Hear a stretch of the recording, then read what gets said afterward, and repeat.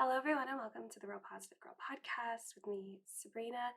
This is the show that helps you become your best self, and today we're talking about struggling with anxiety as a mom, the causes of anxiety in motherhood. Which, before you decide to maybe be like, I don't know, although if you clicked on this, then you probably are interested, but even if you're not a mom, I think it would be helpful to listen to this episode if you have a mom in your life, like your mom or your partner's a mom, or you have a friend that's a mom, and it could be helpful just to better understand where they could be coming from and have a better, kind of way to talk with them and chat with them. So I just want to say that. But before we get into the episode, as always, I want to invite you to come say hi to me on social media. I am at Sabrina Joy Perozo on both TikTok and Instagram, and I would love, love, love to hear from you there and, create that connection online and become friends. And so feel free to send me a DM on Instagram or come say hi on TikTok on a video, or you're welcome to send an email to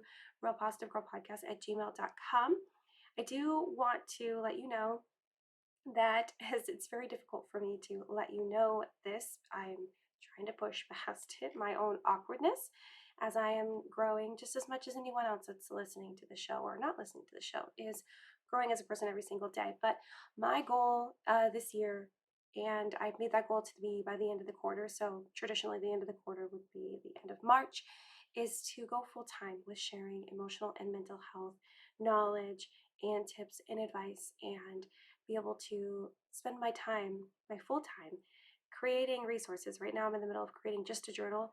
If you're familiar, I did create a planner journal hybrid that came out in October that I'm really proud of. And I know that people actually are still continuing to purchase, like one here, one there. And I'm so beyond grateful and always surprised every time. I couldn't even, I don't even know how to explain my full gratitude to you, but that's an option. But being full time, I'd be able to create more resources, and even resources that come at a lower price point, because I know the planner journal is a little bit more expensive, because it's in the upper 20s. But I think that 20s, 30s for like actually getting it and shipping it and stuff. But I want to be able to have time to create more products. I'm creating a regular journal, I'm writing a book. I would love to create more resources like worksheets and things like that. I would also love to expand the podcast to be even better by being able to fit in a personalized like web page for every single episode that will go a little bit deeper and offer you resources to download, like like little graphics and things to keep on your phone or to share on social media if you wanted to, things like that, to spend more time going deeper into topics. There are certain topics that I have yet to really go deep on, because I want to spend that time actually being able to help you the best I can, but it takes more time researching and finding the best way to share that knowledge with you. You get it. I know you get it. And so I'm just here to ask you if you are able to, or you have the desire to contribute to making the content better here on the podcast. And then also that would flow into social media and creating resources off the platforms that you would be able to purchase or look into. And I would just say that if you wanted to support me, listen how awkward I am. I'm so awkward.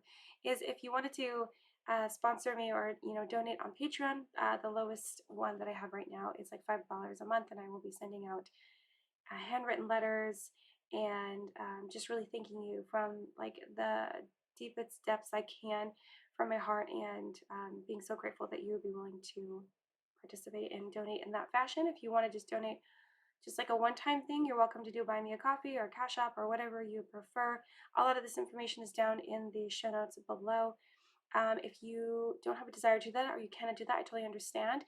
You can still help by like sharing the show with as many people as possible and just being like, hey, you should listen to this, because as the download numbers grow, that helps me as well. That's more of a long-term play, which is great. That'll still be beneficial, and I still absolutely appreciate that, because it's amazing. Or if you want to buy a planner journal, or you want to share that opportunity with someone else, that all helps. So I'm just going to cap it right there. But by you supporting me financially in that way, I am able to go full time with this a lot quicker, but also be able to provide even a more deeper, a deeper and more robust podcast experience and knowledge and research and all of those amazing things that I want to give to you. Okay, so check that out if you're interested in that. If you're not, that's totally fine. Let's just roll up into the episode, which again is struggling with anxiety as a mom, the causes of anxiety in motherhood. So I had already struggled with anxiety before I became a mom. So it wasn't really new to me. Like when I felt like it was starting to increase, I was like, oh, well, we're just upping our level, right? It was something I dealt with because of my need to like fit in and measure up to what everyone else was doing. And it was very much like keeping up with the Joneses and that kind of thing. But when I became a mom, my anxiety did increase a considerable amount, right?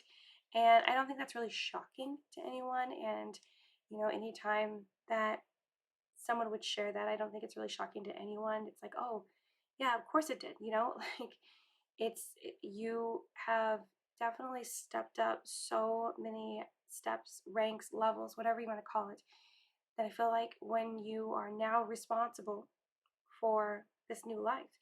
And I just want to preface this by saying that I'm not saying that that isn't the same as for a father. Yeah, it's the same. You are taking on this new responsibility. But as a mom, as the person like giving birth to the child, and in most cases, unless you have a surrogate, and or you adopted, doesn't matter. You still became a mom, right? And it's just a lot. It's a lot to take on emotionally, mentally, and physically because you have to like you're taking care of this new little life. It's a change, and you know, um, for me, when anxiety creeping up a bit, it was more induced by not knowing exactly how to be the best mom I could be to this little being that joined us in the world that I was and still am. Like I was so excited. I was so excited and grateful, and it was amazing. And she's amazing, and it's great, right? And like, sorry, I just like reflected quickly back on like when being able to see her and hold her, and I was just like, oh my gosh, this is so amazing that we get one of these. We get to have a child. It's amazing because I know that not everyone has that opportunity. But I had personally studied child psychology in school because I was on pace to become a child psychologist. That was my whole goal and everything. But just because you like read all the books and even have time like watching and bringing up other kids, and for me, I did some babysitting growing up, but I did a lot of like helping raise my own siblings underneath me just because of like family circumstances. And I feel like I had a lot of experience, but just because of like all of those things, even if you were to take like classes on understanding how to take care of baby and stuff like that, it doesn't mean that you will know exactly what to do with your own child because your own child is definitely going to be different than, you know, any practice that you've gotten. There's going to be some basic things like, okay, like great, you know how to put a diaper on, you know how to change a diaper, you know how to bathe a child, right? You know how to like fix them food, you know how to, um, I don't know, maybe figure out what you need to bring in a diaper bag, like all of these things. Um, and you might know like particularly like all the basics that you need to buy for the crib and for, bathing and for um, keeping them warm and clothes and all that stuff, right? So you like know these basics, but it's still going to be very tailored to your child on like what you need to do when they aren't feeling good or figuring out like what their cries sound like when they're feeling whatever way. And as that child grows up, understanding like when they're ready to start eating solid foods and when they're like at what timeline should they be walking, and if they're not walking by that timeline, is that okay for them or are they behind, or is this something you need to be concerned about? And it just like continues to grow from there, right? All of these things like you're not sure exactly because despite what the averages are or what other kids are doing, it doesn't necessarily mean that applies directly to your child, and that can just breed even more anxiety, right? It's just like you don't know, and some people are telling you this is normal and other people are saying it's not, and it's like you have to make that decision if you are going to feel anxious about it, if you're not. And that can be more and more difficult as time goes on if you feel like everything that you are trying to do to be the best mom, it feels like you're always being told something different. You feel like you have like quote unquote like surprises in like how you should take care of your child and what you should do and what's best, what's quote unquote best. Which, oh my goodness, that was like one of the things where people always be like, oh well, you should do this. And it's like, based on what? Based on like what you did and your experience, that's great. But then like someone else on the road probably did the same thing and they felt like it didn't work for them. So, it's just tough. It's tough. We don't know exactly what to do until we do it. And then once we have more kids, then it seems like it gets a little bit easier. Every kid's different, but it gets a little bit easier. I don't know that personally because I only have one kid and that's just what we decided to do. But as seeing like my sister-in-law who has multiple kids and other people in my family have multiple kids, it just seems like, okay, once you have that first one, the second one is not as difficult because you kind of understand what's going to happen, but still that kid's a little bit different. So for me, my pre-existing anxiety turned into something greater and a little bit harder to deal with once I became a mom because taking on that responsibility of taking care of this like human that we were entrusted with, it's a lot. It's a lot. And I want you to know that anxiety is a big deal for anyone that struggles with it. Okay, like there is no categorized group of people that struggle like more or less. It's just all in like a different way. But I think it's important to speak on those differences and how anxiety can become a struggle depending on the perspective you're coming from in that season of life. And taking a look at anxiety through the motherhood perspective can be helpful in understanding where it could be coming from, how it's being like fostered and how it's still sticking around and or getting worse. And how it's just like maybe continually poking at you, plaguing you, and just kind of bothering you a little bit, right? Or just becoming worse. And that's putting this extra burden on you while you're still trying to be the best parent that you can be. And I honestly can't tell you how the idea of speaking on anxiety as a mom came to be. But I remember like this weekend sitting on the couch in my living room and it just popped into my idea because I was trying to come up with ideas and spend some time like brainstorming of like, okay, what would be really good, fresh, new things to do since we've kind of transitioned over into like goal setting and really analyzing like what goals we should have. We will revisit that a couple times this year just to kind of like revisit the idea of like, did we choose the right goals and how are those working for us and blah blah blah. That's fine. And so I really wanted to figure out like what can we talk about that would be so super helpful. And I feel like I don't, people would say like niche down or look at very specific things that will only necessarily affect a very specific categorized group of people. But I just felt it in my heart like I just need to talk about this. And even if a lot of people don't necessarily end up listening to it because it's not as broad of a topic as it could be, I think it's still going to be incredibly helpful. Whether you are a mom or not, you want to be a mom, you know moms, you support moms, like whatever it is. But I just started researching it and I was just thinking about it more and more. And I realized that it could be a really great episode. So it's just great to better understand why moms struggle with anxiety and what to do to manage it. So today, we're going to kind of do like a two-part kind of situation. Today, I'm going to talk about some of the reasons moms can struggle with anxiety. And then the next episode that'll come out, which will be on Friday, will be about how to manage anxiety as a mom, like from that perspective. Because, some of those tips will definitely be like generalized where we can apply to all people. However, it'll be more niche down to like what a mom can do since it feels like moms have a lot going on, especially depending on if you have like multiple children and you're running around here or there, and being able to fit in that time of really working to manage your anxiety so it doesn't like hold you captive and take you over and you feel like so overwhelmed by it, right? So again, today we're going to talk about like reasons why moms struggle with anxiety. So we're going to get into 5 possible reasons moms struggle with anxiety. But before I go into that, as always, I want to let you know that all the tips and the advice that I'm going to share here today is based on my own research and experience and the experiences of others that I'm able to share. If you feel like what I'm about to share with you is not going to align, or just after you listen to it, just doesn't align with what you feel would be best to better understand why a mom would be struggling with anxiety, I think that's totally fine. I encourage you to seek a therapist or a counselor to better understand one-on-one, what would align better with you to like figure out like how you got there and how that kind of like fostered in your life. And if you don't want to do that, then I encourage you to go to our best friend Google and search like reasons moms struggle with anxiety, and I'm sure that you'll come up with a lot of resources for you to review and decide whether or not that was the reason that you are struggling with anxiety. And so hopefully this is super helpful to you, to anyone that is listening.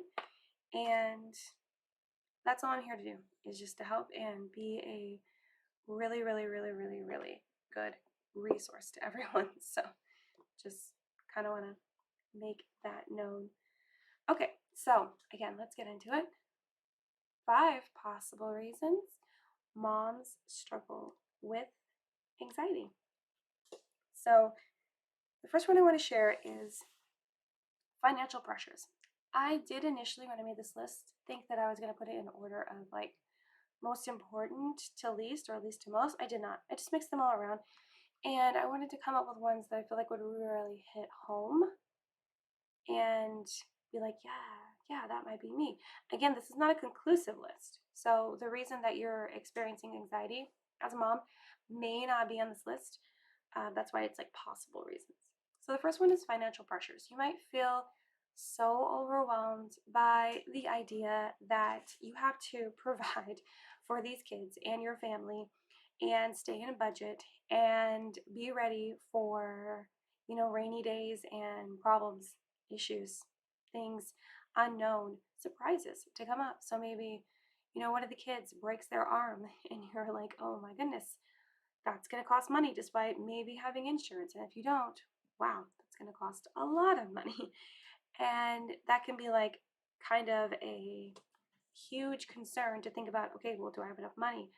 And then, or another like concern within financial pressures of having anxiety is maybe you have found out that you're having another child and maybe it was unexpected, or maybe it was, but then something else in life happened where the finances have, come down a little bit. You're not making as much money, your household's not bringing in as much money, and it just feels very overwhelming to think, how are you going to be able to provide for another child? And income is going down and not necessarily going up. Or even if income is just like where it is and it's stagnant in the place that it's in and it's not growing, that could also be a concern. And so having these financial pressures can definitely raise or like breed anxiety in a mom, because you want to be able to provide as much as you can. And especially with currently, it's 2023 in January, just in case, you're listening to this sometime in the future, that, inflation is on the rise and it's crazy how much things cost. And so, you may not have expected this to cost as much, like whatever you're trying to get for your child or like provide for them. It may not have cost this much like a year ago when you were like planning on being able to purchase this stuff, purchase whatever it is, whether it's an activity or buy something for your child or be able to pay for them to get better at something, whatever it may be. And now it's just like, it feels like it's $1 million. And so having those financial pressures just on your back as this burden that you may feel like you can't really do that much about can be really tough and can really push your anxiety to have a lot of stress and a lot of worry of like, are we going to make it? Are we going to be able to do like have food in the fridge? Or, we paid for half of this activity and now we have to pay for the next half, but then all of this stuff happens. So are we out that money and still not be able to provide our child with this activity? Or maybe everything was going fine and then you had something stolen from you and now you're out of whatever that like represented financially, whether someone like stole money from you or they broke into your home and stole many things in there.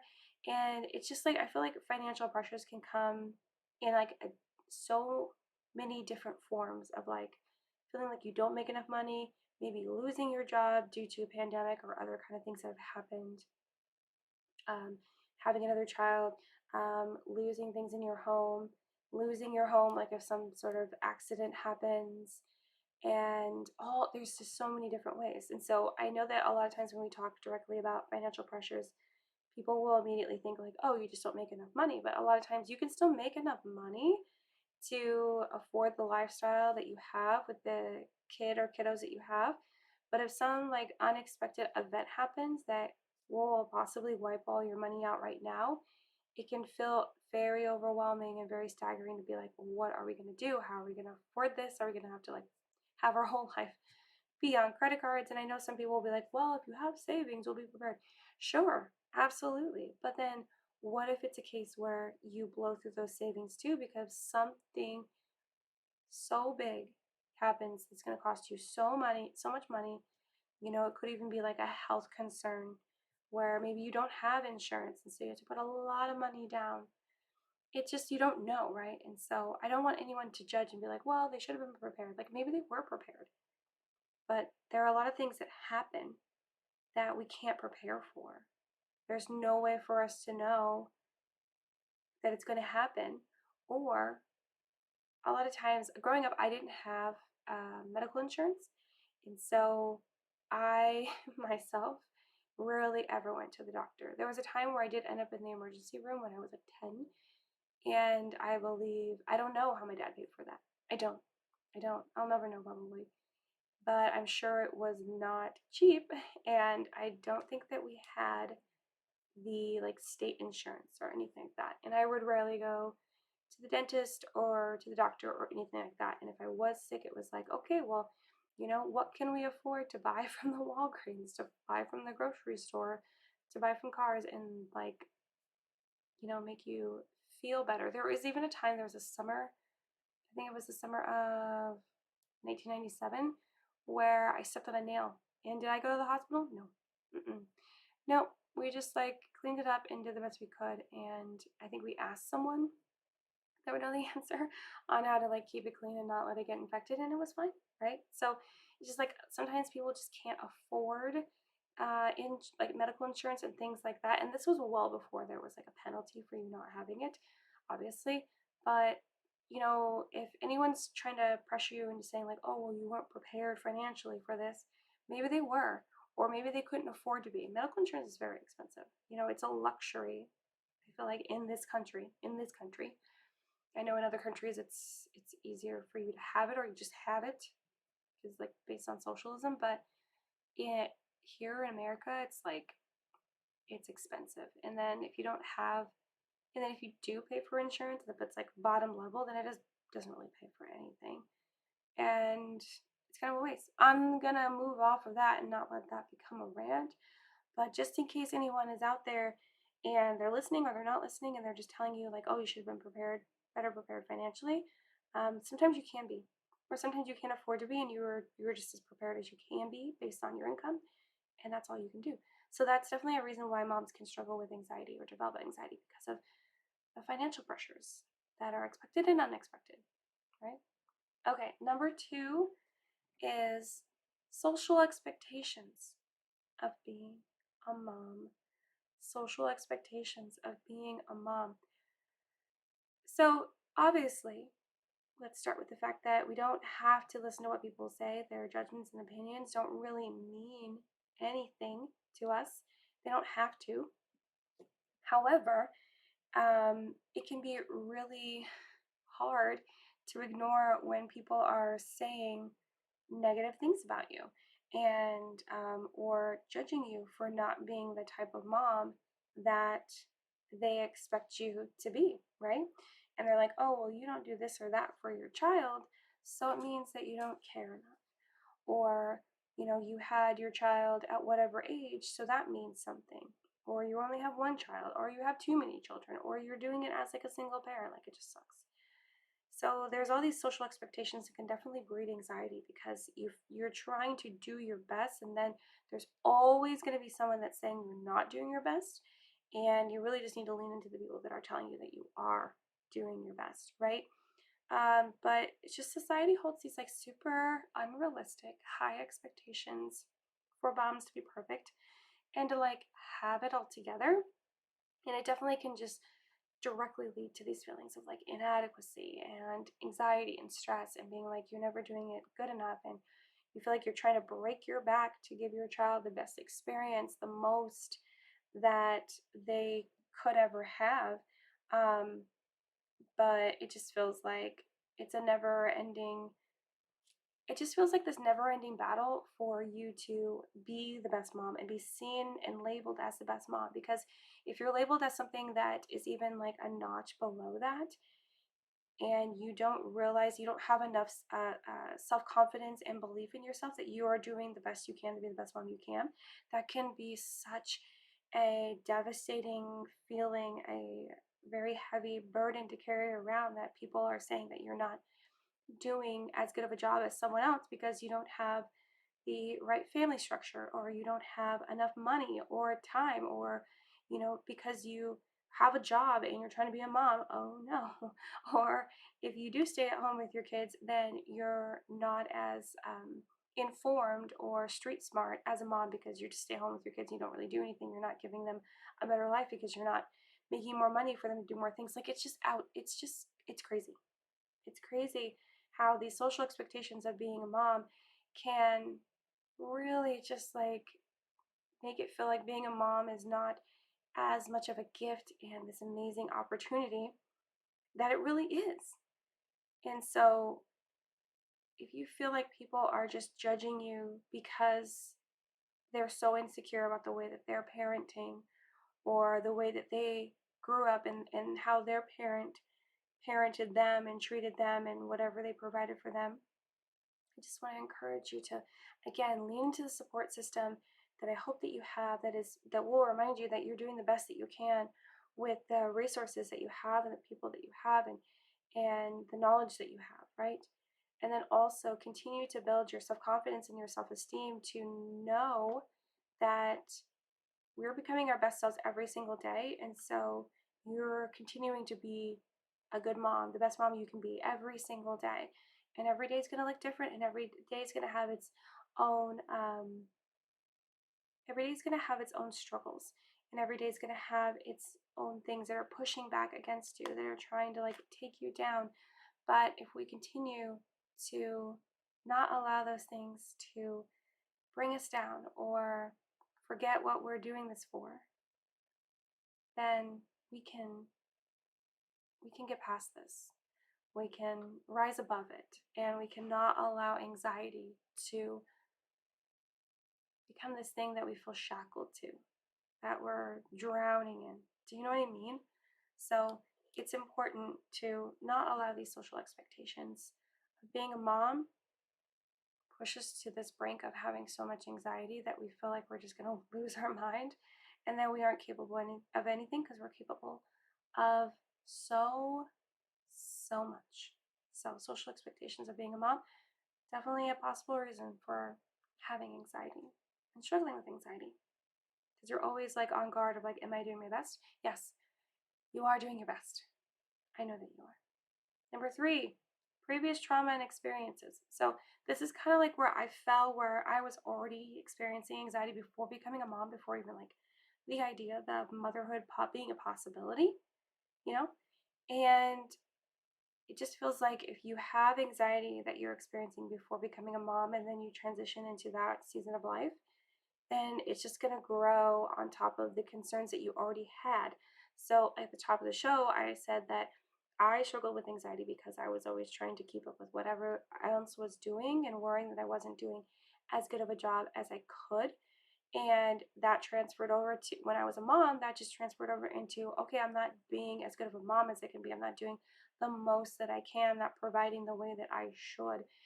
Is my kid, hitting those milestones when she's supposed to, right? Is she healthy like all these other kids? Does she look as cute in her outfits? Can we afford to buy cute outfits? So silly. I mean, cute outfits are great, but it's not necessary. And so, because, even for us, there's a time where there are several different times where we didn't have a ton of money, and where the clothes that I actually got for our daughter were, super cheap clothes that you get from Walmart. And there was a time where actually we got clothes that were like donated to us because she needed clothes, and babies are always growing, right? And so she still looked cute, and no one really knew. And so that was good. But even if they did know, right? It's like maybe I would have felt, I probably, knowing me, would have felt embarrassed, but I shouldn't have, because at least my child was clothed in clean clothes that fit her, and she was living her best life, and she would never know, right? So it's just, but like for me, again, previous trauma and experiences, I had anxiety growing up. I had anxiety as a child. And I'm pretty sure that my dad had anxiety growing up too. Well, not growing up, like raising me as a parent. And, and I developed anxiety and just, I developed anxiety for other reasons than like trying to keep up with people and doing my best. It's also because of like the way that I grew up in the family and dynamics and things like that that we don't need to go into. But it definitely just transferred over, transitioned into something even more, because I had the anxiety of like, okay, well, I don't want my daughter to go through the hard things that I went through as a child. I want to be a better mom than my mom, who struggled a lot because of her addictions and the things that she was mixed up in. And I just wanted to make sure that she was taken care of. I wanted to make sure that she was raised with a positive but open and honest mindset. I wanted all these things for her, and it's all working out. It's great, but it's difficult because it still was like fueled by a lot of anxiety and making sure that I'm on top of it, when it could have been a little bit more lax, and it actually probably would have afforded me a few less like mental breakdowns, you know, that did happen when she was younger. And so that's definitely a possible reason why moms can experience anxiety, is because you already had anxiety to start with, and then you became a mom, and things that, are still kind of like you gotta be on top of them, but you don't necessarily need to worry about them. You start worrying about them because you're very unsure what's going to happen or what you should be doing. And again, as like a mom of like a second or third or however many children, it probably didn't raise as much with that next child on board, but maybe it did if they ended up having some concern, maybe like a health concern that was new to you and something that you weren't familiar with how to care for and how to, do every day. Like, and you needed to like have like extra care and attention to it, and that could breed anxiety because you want to make sure that you do it correctly, right? So yeah, just like consider that if you feel like you're dealing with anxiety as a mom and you're like, I don't know where it comes from. If you look back in your past, in any past trauma or experiences, or you already know you struggled with anxiety before becoming a mom, that's probably what it is. Just it just came right over, decided to like hitch a wagon. You're like, I'm here too. Not only did you have a child, you also had a new form of anxiety. So that's number 3. Number 4, work-life balance. Work-life balance. It's a classic. It is the biggest classic. Number 1, this is the one that I got. Not a lot, but I got it. I got it a few times because I did work a job, and I've always worked a job. I'm trying to think, was there a time where I didn't work a job? I mean, right after I had her, I took time off, but that's just like what you do. And oh yeah, when we came back and she was about to turn 2, there was a little bit of time where I didn't have a job. That's because we moved, and then I did get a job. So basically, I've always had a job, and people have come down on me and been like, "Oh, well, you probably be able to raise a stronger, better child if you stayed home with them." Say what you will about that. If that's how you feel, that's fine. I don't feel that way. I felt like we needed to provide. I wanted to be able to bring in income so that she could have very robust and deep experiences and learning opportunities, and be able to afford to live places that would provide the education that I wanted her to get. One of those was being able to live right across the street from a school that offered a language program from like the get-go, from like kindergarten, and we were able to do that. And so I felt like being able to work and afford to live where we did, and we lived literally across the street, where I could just walk her across the street to school. And she was in this immersion language program, which is the reason why now she's almost bilingual in Spanish. And so that was like the reason why it was important for me to be able to work and bring in income. And at that time, there was no way for, I didn't take any time to figure out if I could make money online. And that really wasn't a huge thing that people do now, right? There was no intentions of like, oh, I mean, just like make videos on YouTube. Like that was not going through my mind. It was just like, I need a job so that I could pay for us to live here. I could pay for clothes and food. I could pay for fun things so that she could still be like a quote unquote normal kid, right?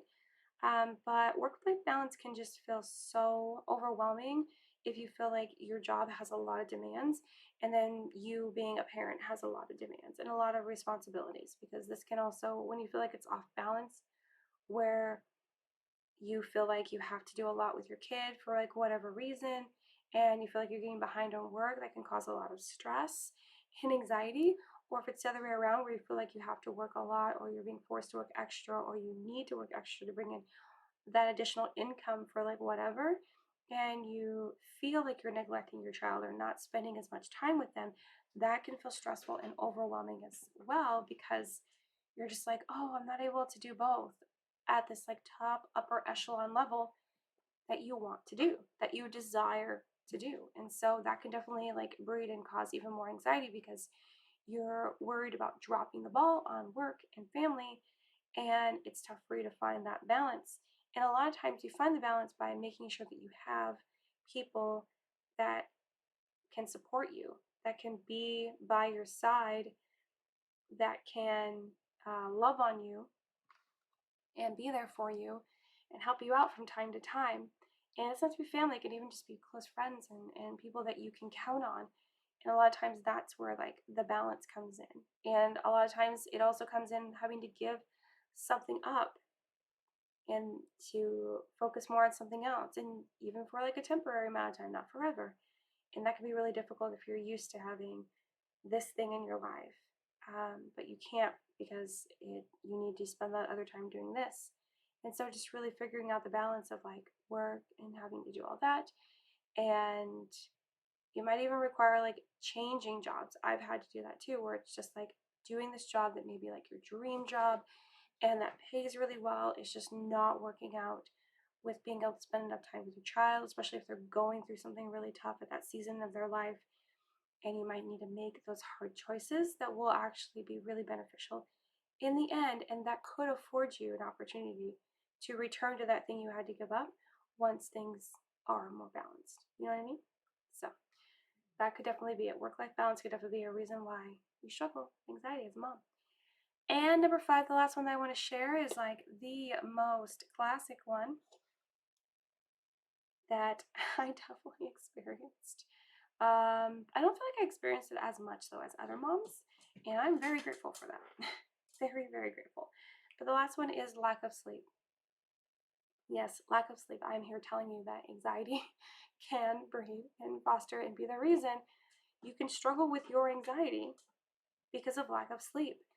You know, it's like if you have a newborn or even just a young child and they do wake up frequently in the night, right? You're having those problems with that sleep deprivation and like their sleep cycles, and maybe it's because of some sort of health concern or health issue that you're dealing with them, and that's causing them not to be able to sleep very well. That can just really cause a lot of anxiety, because maybe you're worried about what they're going through or how they're feeling, and so you are worried they're not sleeping well, or they're not sleeping like in a safe enough position. I know that when our daughter was first born, we brought her home. That's a classic concern for most parents of like, okay, I need to go check on her. Is she sleeping? Is she safe? Is she gonna like turn over in her crib and like suffocate herself or something? Like it's like this, thing that's, despite the fact that you have a lot of cameras, or you have like the crib or like the little bassinet next to the bed, or you're like co-sleeping like in the bed. It's like that. I feel like co-sleeping that did not last long.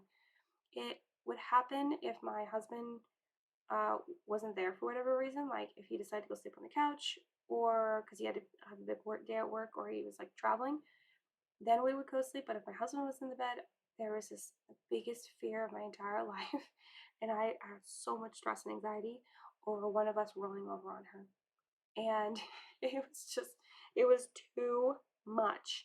It was too much. The fact that we got like something on the side of the bed so that she's still next to the bed, like there, but not in the bed, so we're not gonna like naturally roll over. because we roll a lot in our sleep, and so that's so much anxiety.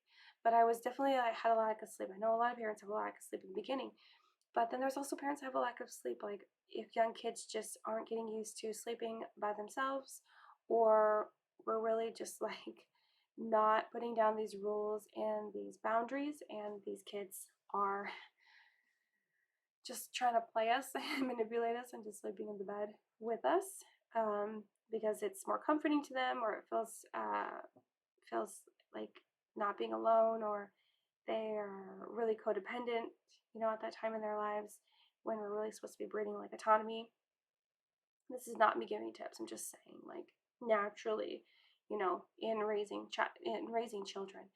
But yeah, having a lack of sleep. So again, whether it is them as a newborn or young child, I would even say that being a mom of an older child, you could still have lack of sleep if you are concerned with things that they're going through, and if they're going through a really hard time that's causing like a lot of emotions and their own decision makings. Maybe you have a kid that's old enough to drive, and so they're planning on coming home a little bit later than what you would stay up, and so you have this anxiety and lack of sleep because you're worried about them being out, and you're at home and you want to be able to fall asleep when they're already home.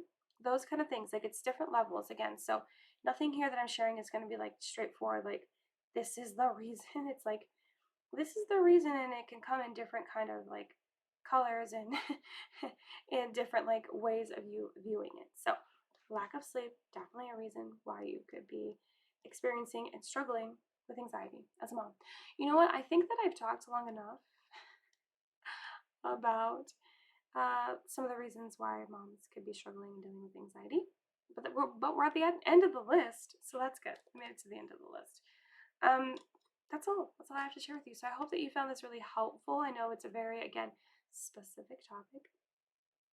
Like talking about a topic that's very specific to like one, characterized group of people, but I know it's going to be helpful, and my heart was just so set on it. So thank you so much for listening, and listening to the podcast, listening to the Real Positive Girl with me, Sabrina. And I just hope that you will continue to listen, and please share the show. And I appreciate you downloading and being a loyal listener here, and loving the show, and saying hi to me on socials, and supporting me in any way that you can, and that you want to, financially or just by sharing and continuing to help the show grow as much as it can.